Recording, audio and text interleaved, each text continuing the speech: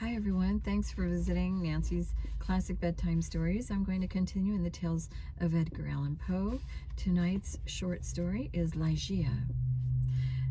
And the will therein lieth, which dieth not. Who knoweth the mysteries of the will with its vigor? For God is but a great will, pervading all things by nature of its intentness. Man doth not yield himself to the angels, nor unto death utterly, save only through the weakness of his feeble will. Joseph Glanville. I cannot for my soul remember how, when, or even precisely where I first became acquainted with the Lady Ligeia. Long years have since elapsed, and my memory is feeble through much suffering. Or perhaps I cannot now bring these points to mind, because in truth, the character of my beloved, her rare learning, her singular yet placid cast of beauty, and the thrilling and enthralling eloquence of her low, musical language, made their way into my heart by paces so steadily and stealthily progressive that they have been unnoticed and unknown. Yet I believe that I met her first and most frequently in some large, old, decaying city near the Rhine. Of her family I have surely heard her speak. That it is of a remotely ancient date cannot be doubted. Ligeia, Ligeia, buried in studies of a nature more than all else adapted to deaden impressions of the outward world, it is by that sweet word alone, by Ligeia, that I bring before mine eyes in fancy the image of her who is no more. And now, while I write, a recollection flashes upon me that I have never known the paternal name of her who was my friend and my betrothed, and who became the partner of my studies, and finally the wife of my bosom. Was it a playful charge on the part of my Ligeia, or was it a test of my strength of affection that I should institute no inquiries upon this point? Or was it rather a caprice of my own, a wildly romantic offering on the shrine of the most passionate devotion? I but indistinctly recall the fact itself. What wonder that I have utterly forgotten the circumstances which originated or attended it. And indeed, if ever that spirit which is entitled romance, if ever she, the wan and the misty-winged Ashtophet of idolatrous Egypt, presided, as they tell, over marriages ill-omened, then most surely she presided over mine. There is one dear topic, however, on which my memory fails me not. It is the person of Ligeia. In stature she was tall, somewhat slender, and in her latter days even emaciated. I would in vain attempt to portray the majesty, the quiet ease of her demeanor, or the incomprehensible lightness and elasticity of her footfall. She came and departed as a shadow. I was never made aware of her entrance into my closed study, save by the dear music of her low, sweet voice, as she paced her marble hand upon my shoulder. In beauty of face, no maiden ever equaled her. It was the radiance of an opium dream, an airy and spirit-lifting vision, more vividly divine than the fantasies that hovered about the slumbering souls of the daughters of Delos. Yet her features were not of that regular mold which we would have been falsely taught to worship in the classical labors of the heathen. There is no exquisite beauty, says Bacon, Lord Verulam, speaking truly of all the forms and genera of beauty, without some strangeness in the proportion. Yet, although I saw that the features of Ligeia were not of a classic regularity, although I perceived that her loveliness was indeed exquisite, and felt that there was much of strangeness pervading it, yet I have tried in vain to detect the irregularity and to trace home my own perception of the strange. I examined the contour of the lofty and pale forehead. It was faultless. How could indeed that word, when applied to a majesty so divine, the skin rivaling the purest ivy, the commanding extent and repose, the gentle prominence of the regions above the temples, and then the raven black, the glossy, the luxuriant, and naturally curling tresses, settling forth the full force of the Homeric epithet, hyacinthine, forgive me. I looked at the delicate outlines of the nose, and nowhere but in the graceful medallions of the Hebrews had I beheld a similar perfection. There were the same luxurious smoothness of surface, the same scarcely perceptible tendency to the aquiline, the same harmoniously curved nostrils speaking the free spirit. I regarded the sweet mouth. Here was indeed the triumph of all things heavenly, the magnificent turn of the short upper lip, the soft, voluptuous slumber of the under, the dimples which sported, and the color which spoke, the teeth glancing back with a brilliancy almost startling, every ray of the holy light which fell upon them in her serene and placid, yet most exalting radiant of all smiles. I scrutinized the formation of the chin, and here, too, I found the gentleness of breadth, the softness and the majesty, the fullness and the spirituality of the Greek, the contour which the god Apollo revealed, but in a dream, to Cleomenes, the son of the Athenian. And then I peered into the large eyes of Ligeia. For eyes we have no models in the remotely antique. It might have been, too, that in these eyes of my beloved lay the secret to which Lord Verulam alludes. They were, I must believe, far larger than the ordinary eyes of our own race. They were even fuller than the fullest of the gazelle eyes of the tribe of the valley of Nurjahad. Yet it was only at intervals, in moments of intense excitement, that this peculiarity became more than slightly noticeable in Ligeia, and at such moments was her beauty in my heated fancy. Thus it appeared, perhaps, the beauty of beings either above or apart from the earth, the beauty of the fabulous houri of the Turk. The hue of the orbs was the most brilliant of black, and far over them hung jetty lashes of great length. The brows, slightly irregular in outline, had the same tint. The strangeness, however, which I found in the eyes was of a nature distinct from the formation, or the color, or the brilliancy of the features, and must, after all, be referred to as the expression. Ah, word of no meaning, behind whose vast latitude of mere sound we entrench our ignorance of so much of the spiritual. The expression of the eyes of Ligeia, how for long hours have I pondered upon it? How have I, through the whole of the midsummer night, struggled to fathom it? What was it, that something more profound than the well of Democritus, which lay far within the pupils of my beloved? What was it? I was possessed with a passion to discover. Those eyes, those large, those shining, those divine orbs, they became to me twin stars of Leda, and I to them devoutest of astrologers. There is no point among the many incomprehensible anomalies of the science of mind more thrillingly exciting than the fact, never, I believe, noticed in the schools, that in our endeavors to recall to memory something long forgotten, we often find ourselves upon the very verge of remembrance, without being able, in the end, to remember. And thus, how frequently in my intense scrutiny of Ligeia's eyes have I felt approaching the full knowledge of their expression. I felt it approaching, yet not quite be strangest mystery of all. And so at length entirely depart. I found in the commonest objects of the universe a circle of analogies to that expression. I mean to say that, subsequently to the period when Ligeia's beauty passed into my spirit, there, dwelling as in a shrine, I derived from many existences in the material world a sentiment such as I felt always around, within me, by her large and luminous orbs. Yet not the more could I define that sentiment, or analyze, or even steadily view it. I recognized it, let me repeat, sometimes in the survey of a rapidly growing vine, in the contemplation of a moth, a butterfly, a chrysalis, a stream of running water. I have felt it in the ocean, in the falling of a meteor.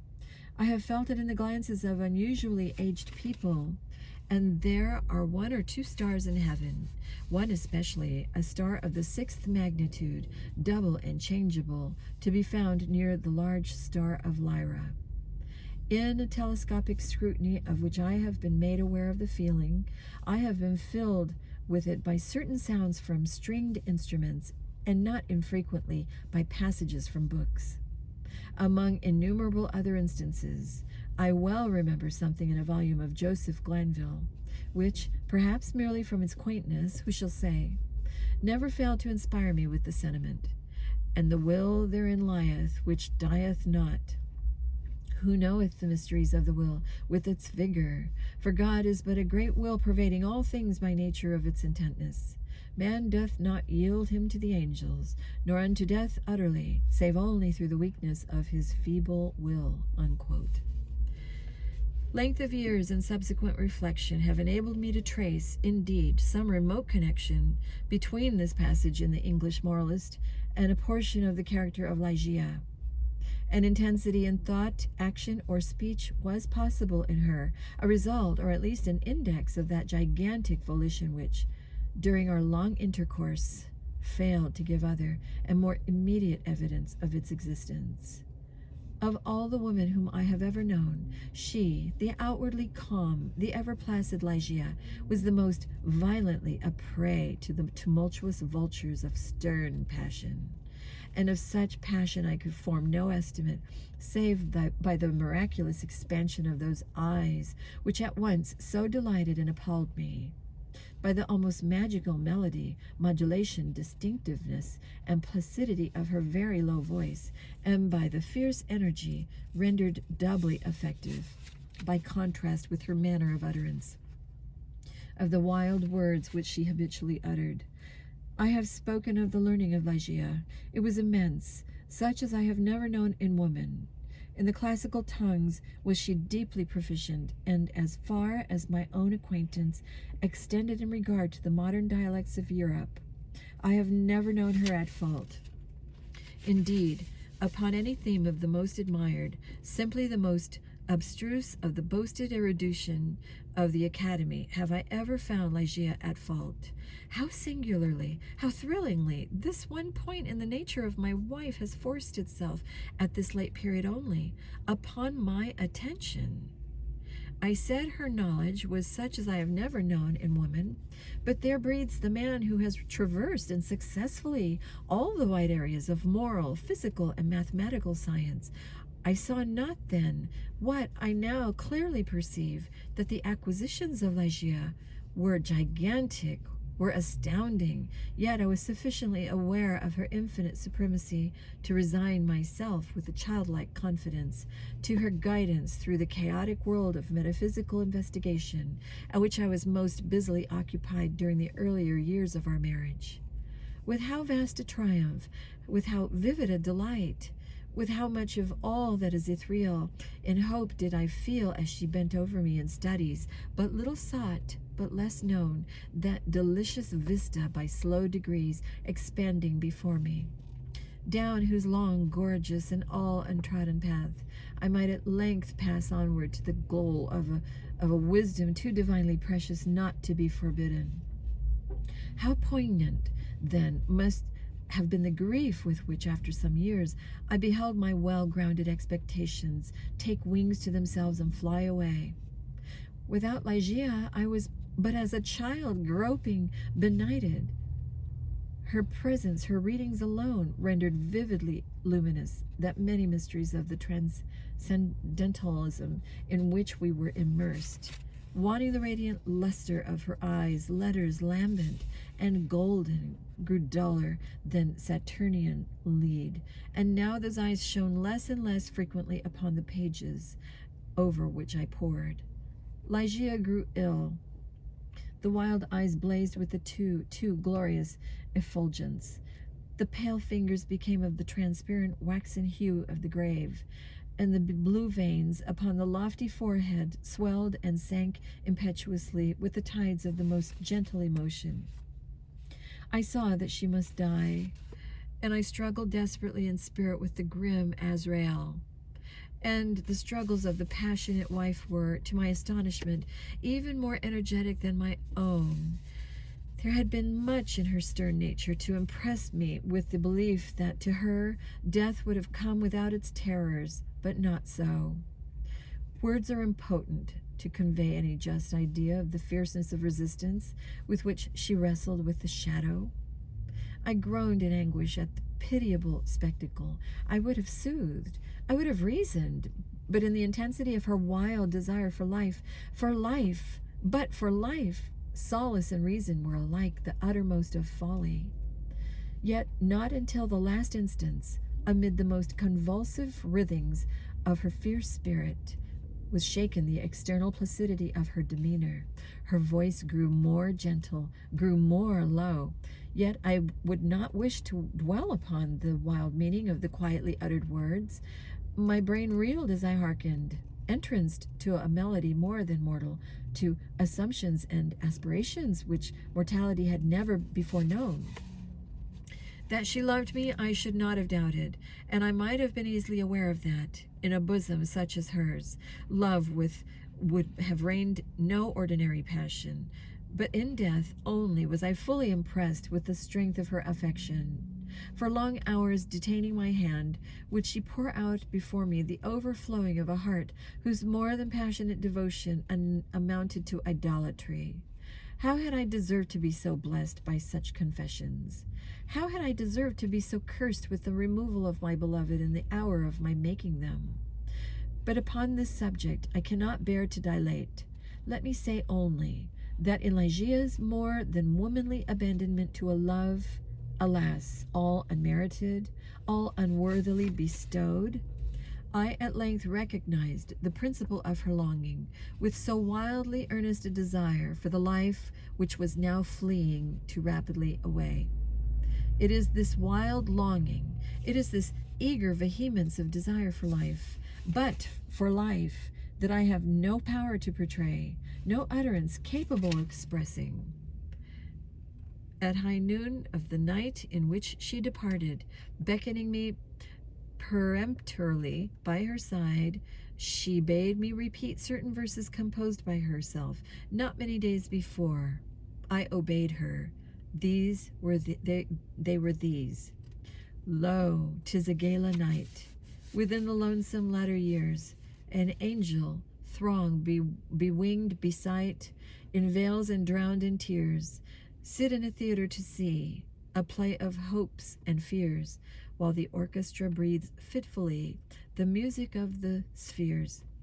Mimes in the form of God on high mutter and mumble low, and hither and thither fly, mere puppets they who come and go, at bidding of vast formless things that shift the scenery to and fro, flapping from their condor wings, invisible, woe. That motley drama, oh, be sure it shall not be forgot, with its phantom chased for evermore by a crowd that seized it not, through a circle that ever returneth in to the same self-spot, and much of madness and more of sin and horror the soul of the plot. But see amid the mimic rout a crawling shape intrude, a blood-red thing that writhes from out the scenic solitude. It writhes with mortal pangs. The mimes become its food, and the seraphs sob at vermin fangs, in human gore imbued. Out are the lights, out all, and over such quivering form, the curtain, a funeral pall, comes down with the rush of a storm, and the angels, all pallid and wan, uprising, unveiling, affirm that the play is the tragedy man, and its hero, the conqueror, worm. Oh God, half shrieked Ligeia, leaping to her feet and extending her arms aloft with a spasmodic movement as I made an end of these lines. Oh God, oh divine Father, shall these things be undeviatingly so? Shall this conqueror be not once conquered? Are we not part and parcel in thee? Who knoweth the mysteries of the will with its vigor? Man doth not yield him to the angels, nor unto death utterly, save only through the weakness of his feeble will. And now, as if exhausted with emotion, she suffered her white arms to fall, and returned solemnly to her bed of death. And as she breathed her last sighs, there came mingled with them a low murmur from the lips. I bent to hear them with my ear, and distinguished again the concluding words of the passage in Glanville. Man doth not yield him to the angels, nor unto death utterly, save only through the weakness of his feeble will. She died, and I, crushed into the very dust with sorrow, could no longer endure the lonely desolation of my dwelling in the dim and decaying city by the Rhine.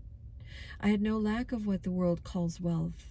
Ligeia had brought me far more, very far more, than ordinarily falls to the lots of mortals.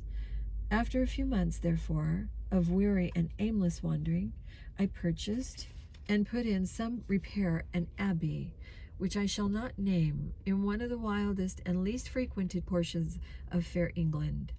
The gloomy and dreary grandeur of the building, the almost savage aspect of the domain, the many melancholy and time-honored memories connected with both, had much in unison with the feelings of utter abandonment which had driven me into that remote and unsocial region of the country. Yet although the external abbey, with its verdant decay hanging about it, suffered but little alteration, I gave way with a childlike perversity and perchance with a faint hope of alleviating my sorrows, to a display of more than regal magnificence within. For such follies, even in childhood, I had imbibed a taste, and now they had come back to me as if in the dotage of grief.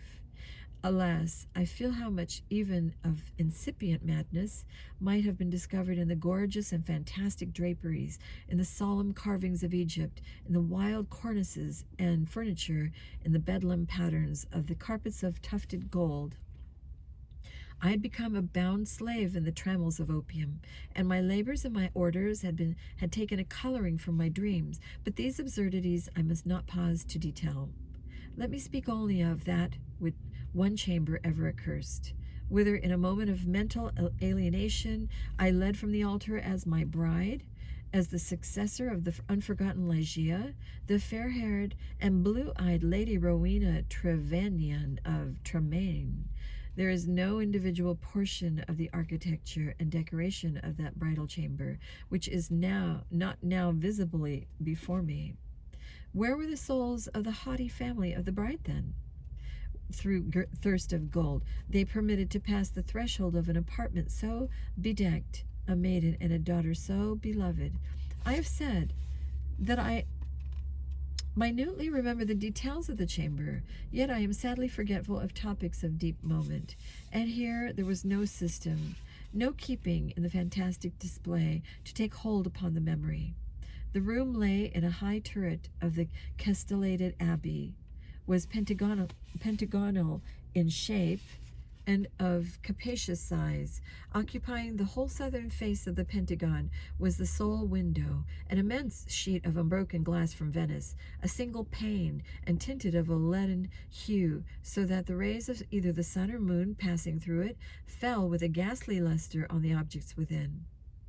Over the upper portion of this huge window extended the trellis work of an aged vine, which clambered up the massy walls of the turret.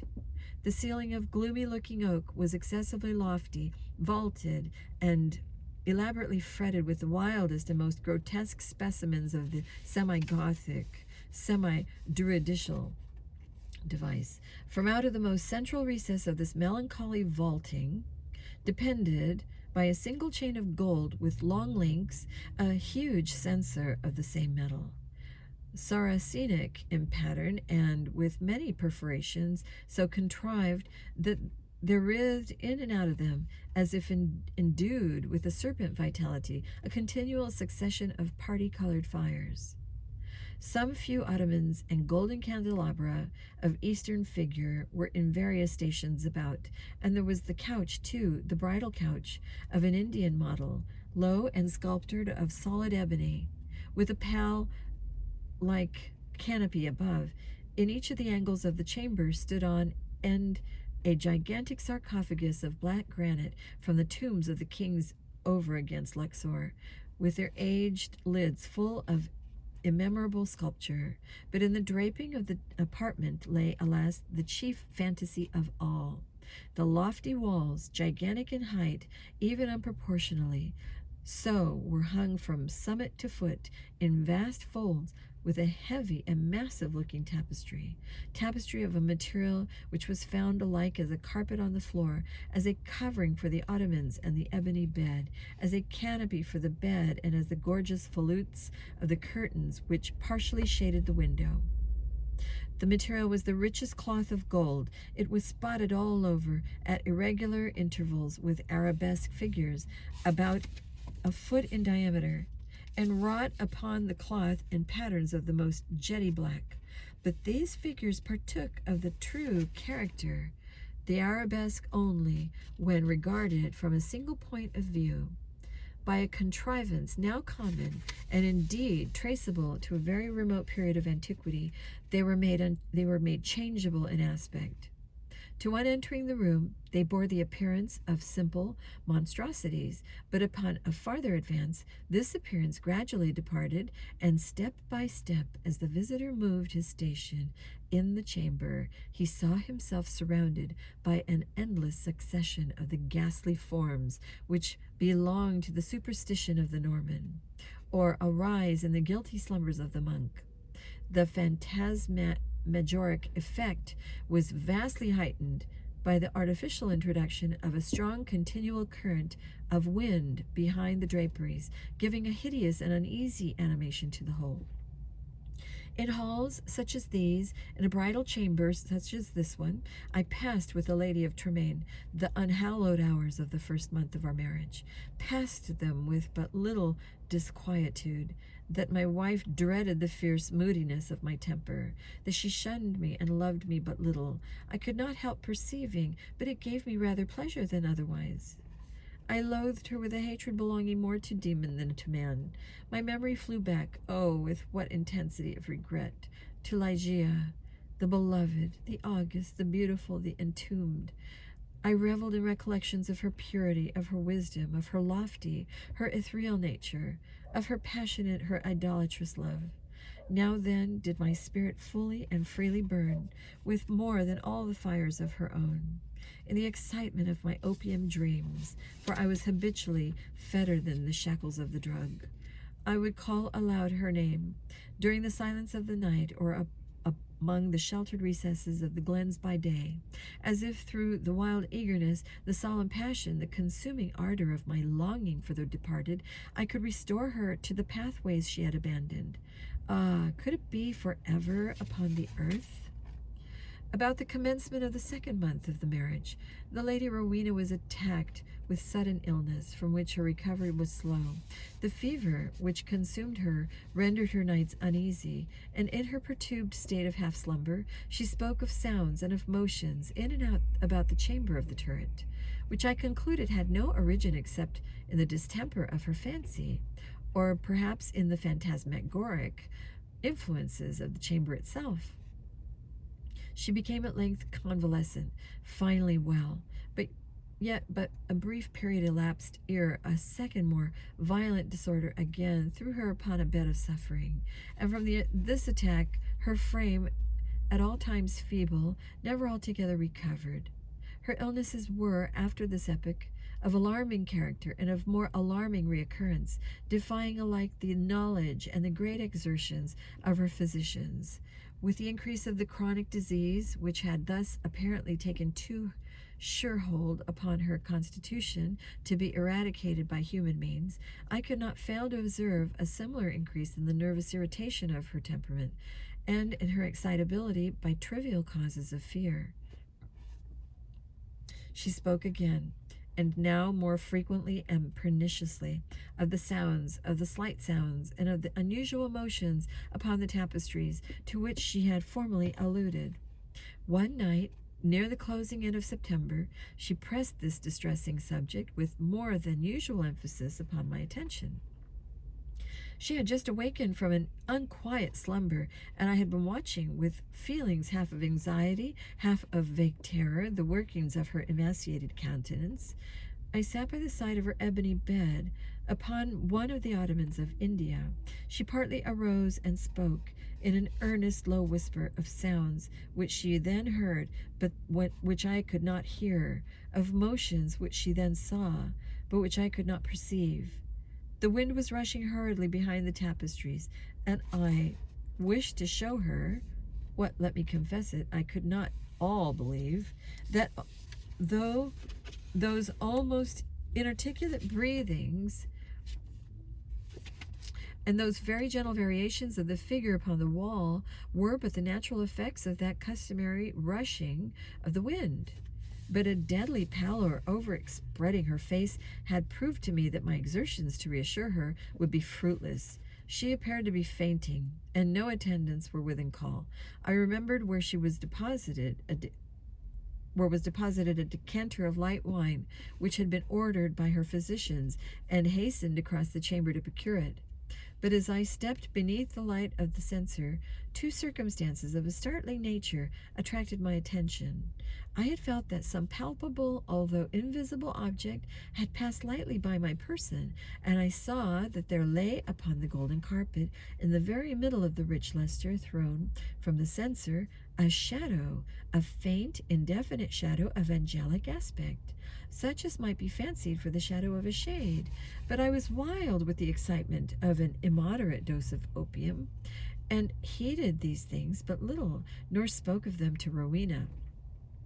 Having found the wine, I recrossed the chamber and poured out a gobletful, which I held to the lips of the fainting lady. She now partially recovered, however, and took the vessel herself, while I sank upon an ottoman near me, with my eyes fastened upon her person. It was then that I became distinctly aware of a gentle footfall upon the carpet and near the couch, and in a second thereafter, as Rowena was in the act of raising the wine to her lips, I saw, or may have dreamed that I saw, fall within the goblet, as if it was from some invisible spring in the atmosphere of the room, 3 or 4 large drops of a brilliant and ruby-colored fluid.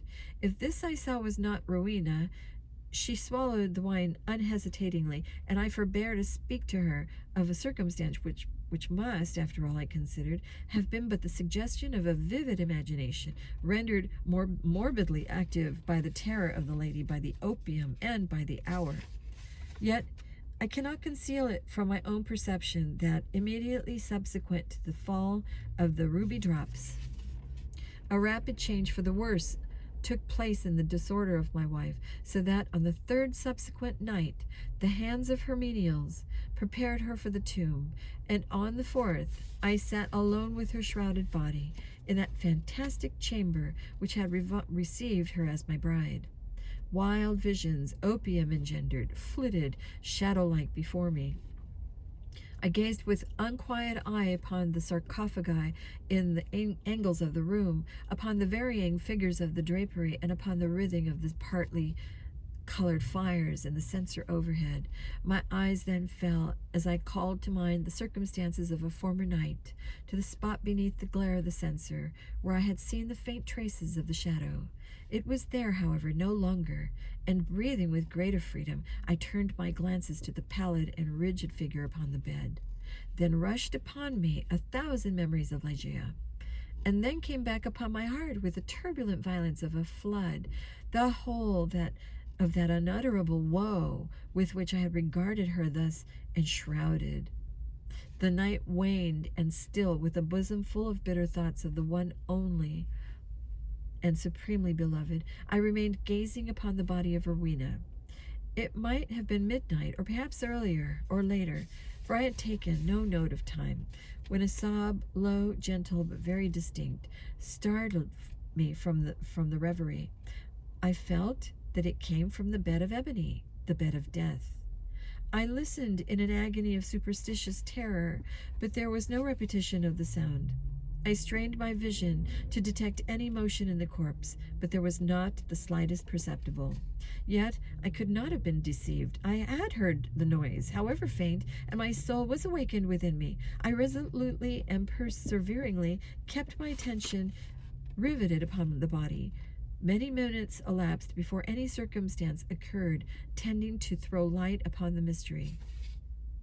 At length it became evident that a slight and very feeble and barely noticeable tinge of color had flushed up within the cheeks and along the sunken small veins of the eyelids.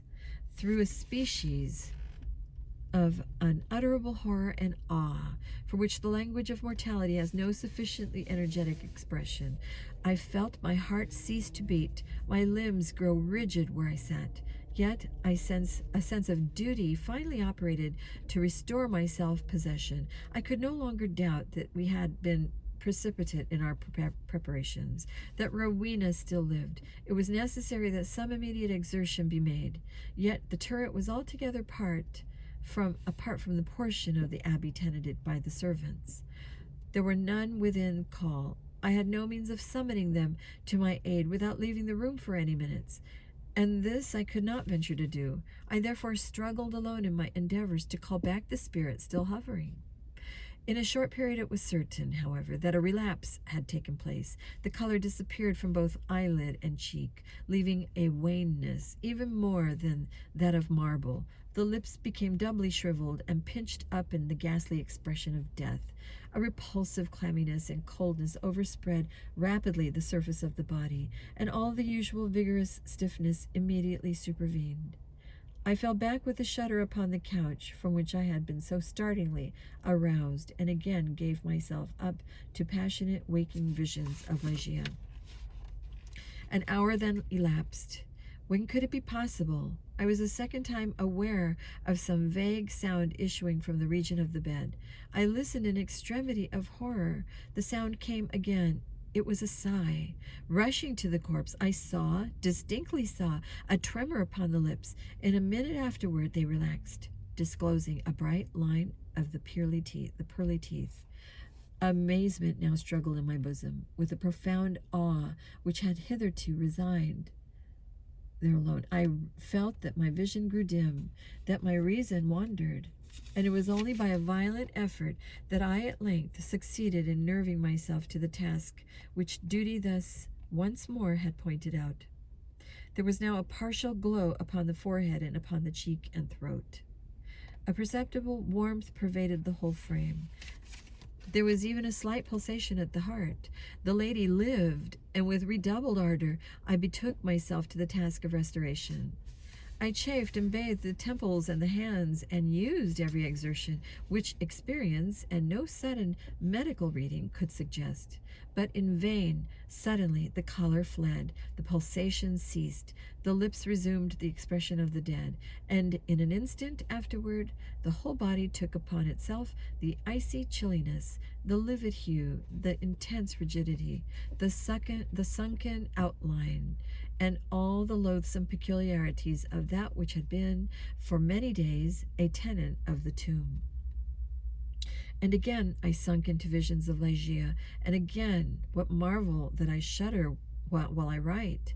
Again there was reached my ears a low sob from the region of the ebony bed. But why shall I minutely detail the unspeakable horrors of that night? Why shall I pause to relate how, time after time, until near the period of the gray dawn, this hideous drama or revivification was repeated? How then terrific relapse was only into a sterner and apparently more irredeemable death? How each agony wore the aspect of a struggle with some invisible foe? And how each struggle was succeeded by I know not what of wild change in the personal appearance of the corpse? Let me hurry to a conclusion. The greater part of the fearful night had worn away, and she who had been dead once again stirred, and now more vigorously than hitherto, although arousing from a dissolution more appalling in its utter hopelessness than any I had long ceased to struggle or to move and remained sitting rigidly upon the ottoman, a helpless prey to a whirl of violent emotions, of which extreme awe was perhaps the least terrible, the least consuming.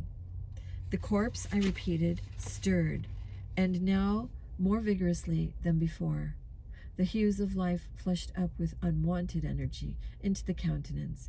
The limbs relaxed, and save that the eyelids were yet pressed heavily together, and that the bandages and draperies of the grave still imparted their charnel character to that figure, I might have dreamed that Rowena had indeed shaken off utterly the fetters of death. But if this idea was not even then altogether adopted, I could at least doubt no longer when, arising from the bed, tottering with feeble steps, with closed eyes, and with the manner of one bewildered in a dream. The thing that was enshrouded advanced boldly and palpably into the middle of the apartment. I trembled not, I stirred not, for a crowd of unutterable fancies connected with the air, the statue, the demeanor of the figure, rushing hurriedly through my brain, had paralyzed, had chilled me into stone. I stirred not, but gazed upon the apparition. There was a mad disorder in my thoughts, a tumult unappeasable. Could it indeed be the living Rowena who confronted me? Could it indeed be Rowena at all, the fair-haired, the blue-eyed Lady Rowena Trevanion of Tremoline? Why should I doubt it? The bandage lay heavily upon the mouth. But then, might it not be the mouth of the breathing Lady of Tremaine? And the cheeks? There were the roses as in her noon of life, yes, but these might indeed be the fair cheeks of the living Lady of Tremaine. And the chin with its dimples as in health, might it not be hers? But had she then grown taller since her malady? What unexpressible madness seized me with that thought? One bound, and I had reached her feet. Shrinking from my touch, she let fall from her head, unloosened, the ghastly cerements which had confined it, and there streamed forth into the rushing atmosphere of the chamber huge masses of long and disheveled hair. It was blacker than the raven wings of midnight. And now slowly opened the eyes of the figure which stood before me. Here at last, I shrieked aloud. Can I never be mistaken? These are the full and the black and the wild eyes of my lost love, of the Lady Ligeia. I hope you enjoyed that. Have a good night, everyone.